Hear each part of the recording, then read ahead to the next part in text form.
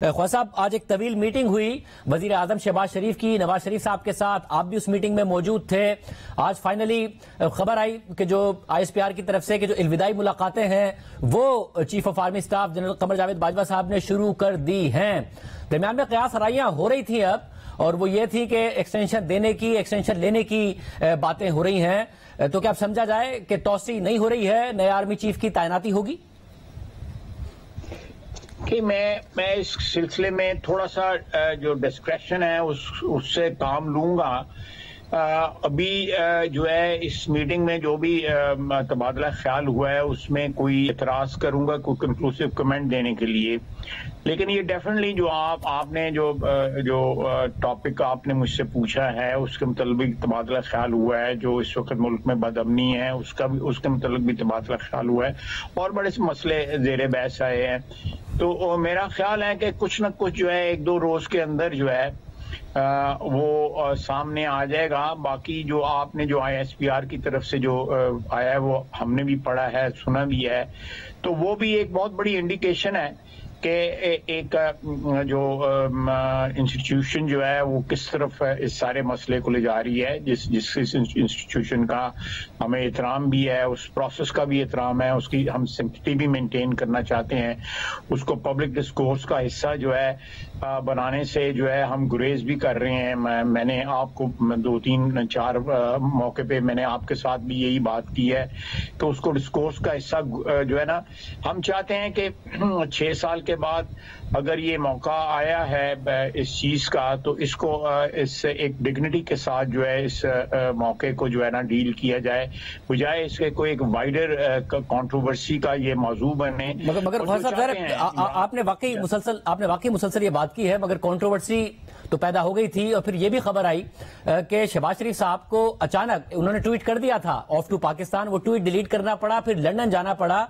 तो सूरत हाल ऐसी पैदा हो गई थी, तौसी की बातें होना शुरू हो गई थी, इसीलिए वो गए। फिर आप वजीर दिफा हैं, जाहिर है, और आपकी जो वजारत है वो बड़ी अहम है सारे के सारे मामले में, आप भी इसीलिए वहां गए।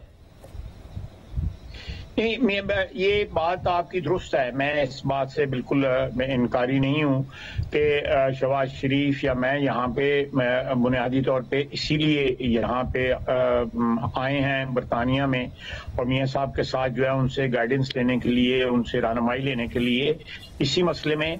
लेकिन मैं फिर कहूँगा कि ये इस मसले को कंट्रोवर्शियल बनाना जो है वो इमरान खान साहब का एक बहुत बड़ा मकसद है। उनका मैंने कल परसों भी तलत साहब के प्रोग्राम में ये मैंने अर्ज की थी कि उनको जो पिछली अक्टूबर से जो झगड़ा शुरू हुआ उनका एस्टेब्लिशमेंट के साथ, वो सारे का सारा इसी मसले के लिए शुरू हुआ कि वो DGI जो है वो अपने मर्जी का रखना चाहते थे और उसको कंट्रोल करके, उस अदारे को कंट्रोल करके अल्टीमेटली वो जो ये नवंबर में जो 29 नवंबर को जो कुछ होने वाला है, जो ट्रांजैक्शन होने वाली है, उस पर असरअंदाज होना चाहते थे।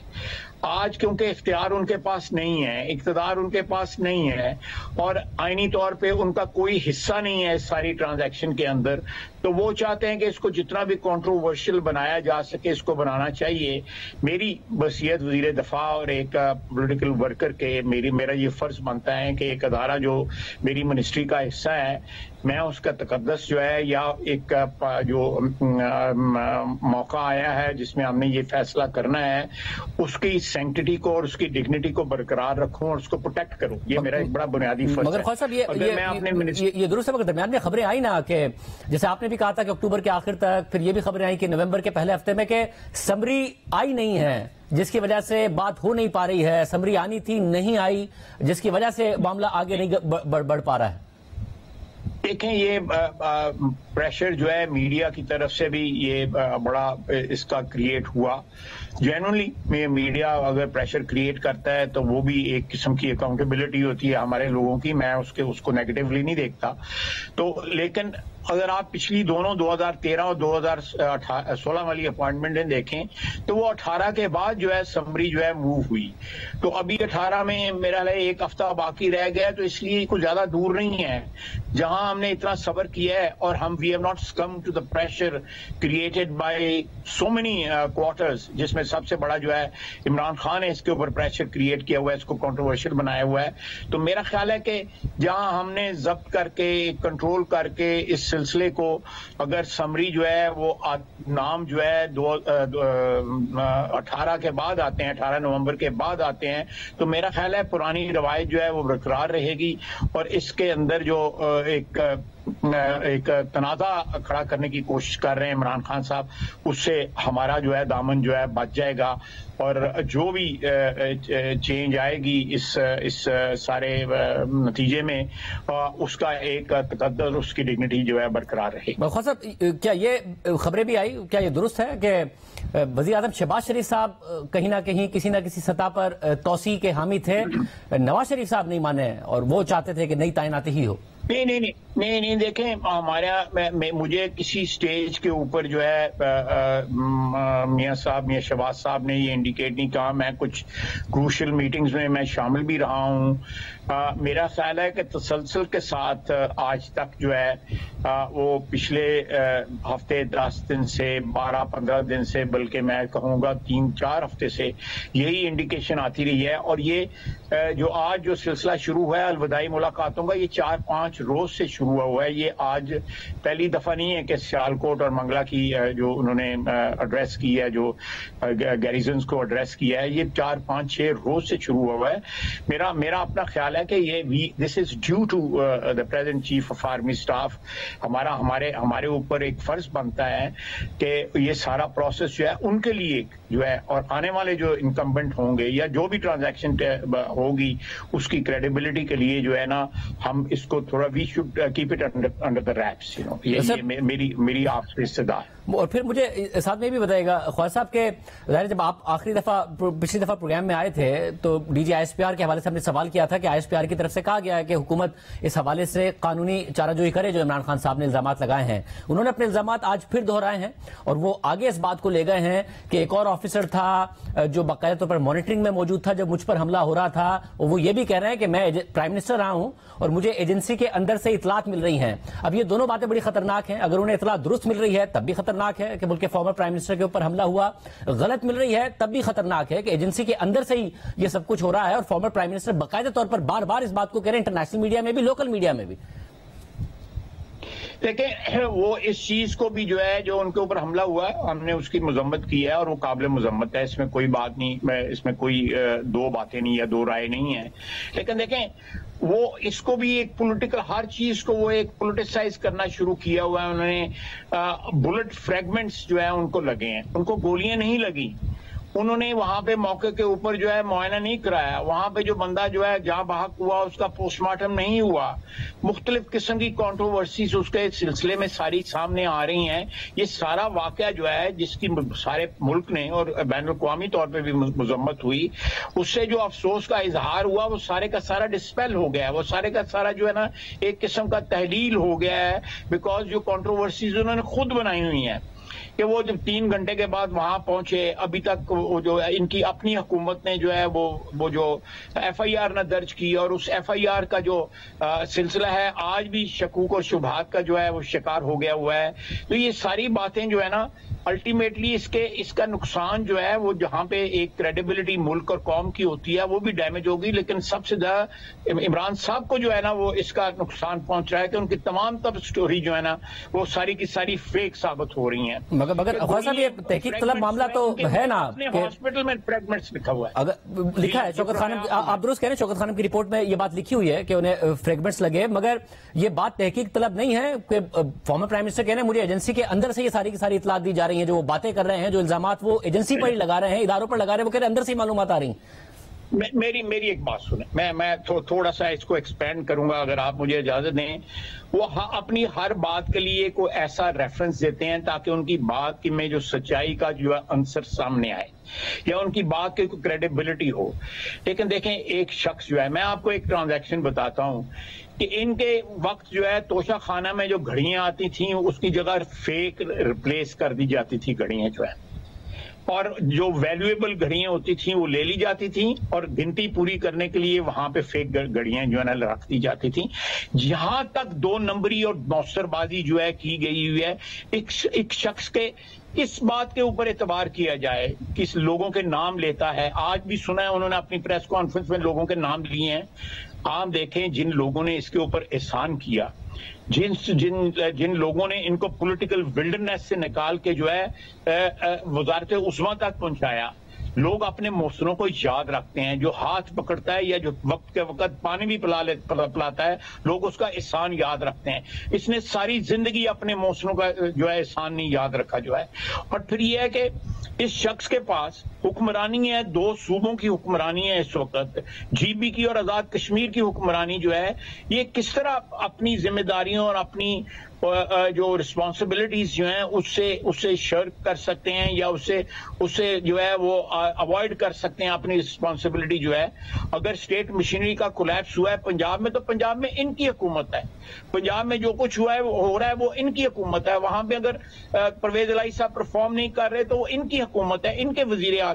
तो ये जो है ना, ये फेडरल गवर्नमेंट को अंडरमाइन करने के लिए हुकूमतें ना इस्तेमाल करें, फेडरल गवर्नमेंट के ऊपर हमला करने के लिए ना इस्तेमाल। मगर ख्वाजा साहब, वो अगर अंडरमाइन कर रहे हैं और हमें नजर आ रहा है कि इस्लामाबाद के दाखिली रास्ते बंद हुए, लोग परेशान नजर आ रहे हैं, इस वक्त मुल्क में सियासी सूरत हाल खराब, मुआशी सूरत हाल खराब, मुल्क के वजीर आजम बार बार लंदन चले जाते हैं, अब तो डिप्लोमेटिक पासपोर्ट मिल भी गया है। आपने कहा नहीं इतनी तवील मीटिंग में नवाज शरीफ साहब को कि सर आप आ जाएं, आप हमें बार बार बुला लेते हैं।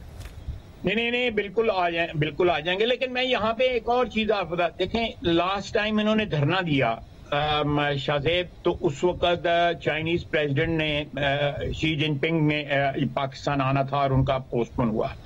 अब तकरीबन अराउंड 21 जो है वो सऊदी अरेबिया के वजीर आजम कॉन्फ्रेंस जो है वो तशरीफ ला रहे हैं। ये उसको भी सैबोटाज करना चाहते हैं, उसको भी। इससे मुल्क का नुकसान होता है, मुल्क की इज्जत का नुकसान होता है, मुल्क की मईशत का नुकसान होता है, मुल्क के ताल्लुकात जो है उनका नुकसान होता है। ये शख्स जो है वतन को, हमारी जो है, हमको एक साइड पे रखते हैं, PMLN को एक साइड पे रखते हैं, सियासत को एक साइड पे रखते हैं, लेकिन ये अपने इक़्तिदार छिन जाने का इसको इतना दुख है, ये मुल्क को नुकसान करने से बाज नहीं आ रहा। अरशद शरीफ का जो है अब साबित हो गया कि वो वहां पे कत्ल हुआ है। वो किन 2 लोगों के पास था, किसने वहां उसको भेजा, दुबई से कीनिया भेजा, कौन आदमी लोग इस्तेमाल है, आप सब जानते हैं, आप भी जानते हैं, मैं भी जानता हूं कि कौन लोग इस्तेमाल और किसने उनको यहां भेजा। खुद कहते हैं मैंने उसको कहा यहां से चले जाओ, तुम्हारे जान को खतरा है। वो जान को खतरा था या जान उनको लेने के लिए वो उसको भेजा गया बाहर के, वहां पे जाके किसी हादसे का वो शिकार हो जाए या किसी कत्ल का शिकार हो जाए, सबको पता है। अब वो कह रहे हैं कि जो है वहां पे उनके साथ तशद्दुद हुआ, उनको ये हुआ, ये सारी चीजें, इस तरह के बहुत सारे वाकयात जो है हमारे साथ प्रिंस हॉस्पिटल के डायरेक्टर मौजूद होंगे, क्योंकि कल ये बहुत ही अफसोसनाक चीजें सामने आई हैं। तो क्या हकीकत है अरशद शरीफ साहब पर तशद्दुद की? हम नाज़रीन को बता दें कि ब्रेक के बाद हम उनसे भी बात कर रहे होंगे। ख्वाजा साहब, मगर ये बता दीजिए ना, अगर डिप्लोमेटिक पासपोर्ट मिल गया, नवाज शरीफ साहब वापस आ रहे हैं, ये बात भी डिस्कस हो गया, अगले महीने वापस आ रहे हैं? जी, मैं मियां साहब जल्द वापस आएंगे, ये बिल्कुल उनसे ये भी डिस्कशन हुई है। पार्टी जो है डिसाइड करेगी, हो सकता है वाइडर मीटिंग हो पाकिस्तान में या यहाँ पे, वो किसी मीटिंग में जो है जो कंसेंसस होगी तो हम मियां साहब को कहेंगे वापस आ जाए इंशाल्लाह ताला। और उसमें एक मेन वजह भी है, मैं फ्रैंकली आपको बता रहा हूँ कि ये 2, 4, 5, 10 दिन के जो हालात हैं इनमें बहुत सी क्लैरिटी आ जाएगी। हम चाहते हैं मियां साहब उस वक्त पाकिस्तान तशरीफ जिस वक्त हालात में एक जो है उसका एक सिमत जो है मुतय्यन हो चुकी हो और एक क्लैरिटी आ चुकी हो, ताकि वो उससे वापस आके वो यकसुई के साथ अपनी पार्टी को भी लीड करें और पाकिस्तान को दोबारा जो है उस रास्ते पे डालें जिससे वो भटकाया गया। सर, ये क्लैरिटी किस किस्म की, यानी मियां साहब देखना चाहते हैं कि वो और मरीम नवाज उस वक्त तक उधर रहे जब तक कि ये खतरा ना टल जाए कि कहीं मुल्क में मार्शल लॉ तो नहीं लग जाएगा अगले 1-1.5 हफ्ते में?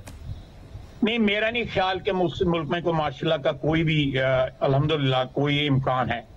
मुझे पूरा यकीन है, मैं अल्लाह ताला मेरे मुझसे बड़ा बोल ना बुलाए कि हमारी अफवाज जो है किसी ऐसी गैर आइनी और गैर कानूनी जो है वो हरकत के या इकदाम के जो है मुर्तकब नहीं होंगे। बिल्कुल माजी से सारी कौम ने सीखा है और उसमें जो है वो हमारा ये अदारा भी शामिल है।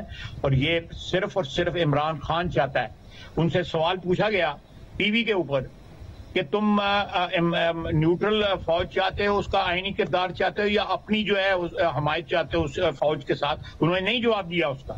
तो इसलिए कौन चाहता है कि फौज जो है वो मुलव्वस रहे सियासत के अंदर? हम नहीं चाहते।